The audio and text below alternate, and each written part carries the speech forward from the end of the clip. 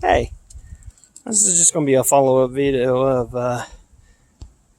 of the bear incident that I tried to videotape, but it ended up being I was attacked by hummingbirds, which was kind of a cool thing in itself. But yeah, I never had that happen. But anyway, what I was trying to get the video across was the bear incident that we had. I was up with family. This is northern Colorado. Up north. We went for family, friends, fishing. I had my two brothers and my dad come up, and we were with friends, and my sister came up. So, but afterwards we had a barbecue. It was a great barbecue, and this was over at one of the other people we were fishing with. We had chicken wings and walleye and just hamburgers, hot dogs. It was a great meal.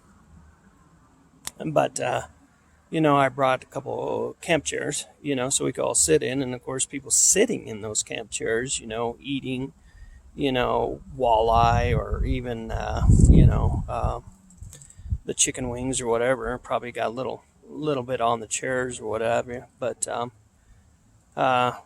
that was over a weekend. Sunday morning, my family, my brothers, my sister, my dad, they left. But that Sunday evening,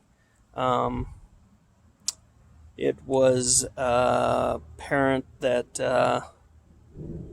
I was with my friends, Dale and Sharon. That's who I was staying with. We were sitting there one evening watching TV, and then we heard a thump on the back door. We got up to investigate, and Sharon, she grabs the spotlight to shine out the back door, and lo and behold, there's a bear looking in. And it was kind of freaky at first, but then Sharon just started yelling at it or screaming at it, like, get away, get off the porch, whatever. And of course, the dog went crazy, barking, and I thought for sure, even with the bark, the bear would have started darting off. And of course, we turned on the back light, and I stepped in the back to grab my 9mm, just to see if I can go out and pop a few shots to scare it off. But anyway, so we did that, and I did pop off a shot, and by the time we did get out there, it was already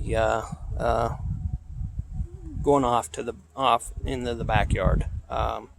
They've got a wooded back area. They live on 35 acres up in the hills there, so it was already kind of traveling off that direction.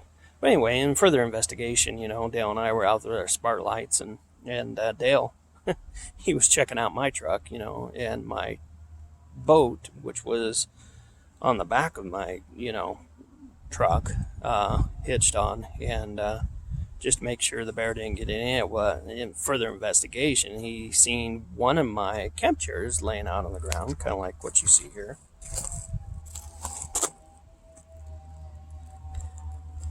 Outside the truck, and my mirror, my driver's mirror on my truck, was bent forward, kind of like what you see here. And had all kinds of mud on it, which I don't know if you can really see, because they have a natural spring that goes through the property, and so it was a kind of muddy mess, and it looked like the bear was kind of, either splashing around or that, or had a little time wallowing in the mud and everything, because all the prints he left are pretty muddy. But this has been a couple weeks prior to that, but this is what you can see on my truck. I don't know you can really see, but right about here where I'm pointing, hard to see with the light and everything, it looks like almost a nose print where he was like actually up on my truck and looking in. The rest of it, I got, little mud there, mud here, which that's kind of his forearm. It looks like his forearm there. And you can just see where he was just trying to climb up on the truck, or he did climb up in the back of my truck, which was something else. Here's a nice little paw print. I hope you guys can see it up on my back window. I don't know if you can see that with the reflection, but there's a nice bear paw print there. But anyway, and my, like I said, I had two camp chairs. One was on the ground, the other one was missing. So, after further investigation, Dale and Sharon, they do have electric fence around their property, so we activated that, you know, just kind of keep the predators out and away from the house. But decided the next morning to go find my my other lawn chair. So hopefully it is one piece.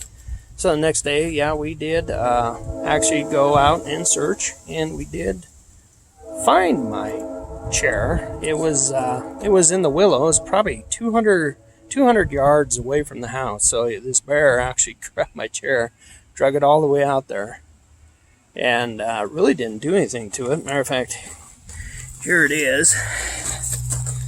Let's see. And as you can see, it's just got a little rip here. That's all he did. Probably enough to get in there and sniff and find out nothing. And the strap. The strap on it, that was broken off, which attached, you know, but that was broken off. So that's actually all he ever did. So that's not bad. My boat, you know, since we were fishing, yeah, I thought he'd find a little boat smell in it or whatever. I got probably on my wheel cover, my spare wheel cover, there's probably 2 little puncture wounds. But other than that, he wasn't even in my boat, which is a good thing because he could have really tore that up. So yeah, that's kind of the bear story. But even then, we scared the bear away the first time, and then Dale said they usually come back. So after we all went to bed, it was probably 11 o'clock. I stayed up just a few minutes longer. Sure enough, the bear came back, and of course, like I say, Dale and Sharon just went to bed, woke him up, we went out, popped a few more shots just to scare him away, and we never did see him back again, so that was a good thing. This was a lesson learned, and of course, I'm sure it's a lesson for anybody out camping in the woods, or even having their car in the woods or anything else like that. If you know if it's bear country, you know, keep food, even like pet food, dog food, whatever pet you have, out of your car. If you're not going to be close by to it or whatever, keep it out of your tent, keep it out of your camper. Well, it's hard to keep it out of your camper, but you know what I'm saying. Because these bears, if they're hungry and they smell your food, they will try anything to get it. You know, I mean, this is, I didn't have anything in the cab of my truck, but you can see that he was looking in, or even, you know, trying to smell something. So I was lucky in that aspect. So, but just a word of caution, you know, when you're out in the wilderness, you know, just make sure and be prepared of where and how you store your food. All right. Well, I thank you for watching and taking the time to listen.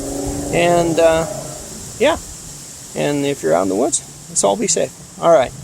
Talk to you later.